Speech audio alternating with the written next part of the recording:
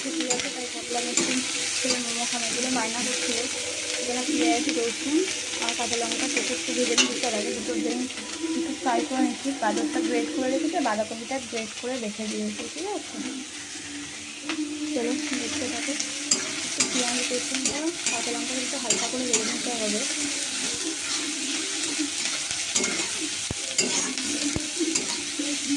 বেশি ভাজতে চলবে না।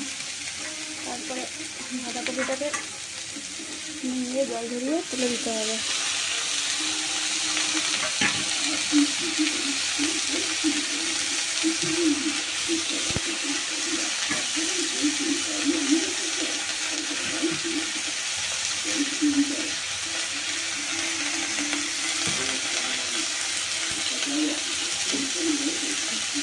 গাজরটাও খুলে রেখে হালকা করে ফ্রাই হবে, সব ডিমটাকেও দিয়ে দিলাম।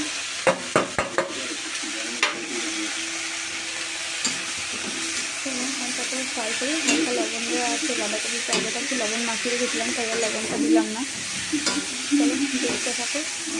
দুধটা বানিয়ে নিয়ে তারপরে মোমোটাকে বানাবো, তারপরে ফিরে আসছি।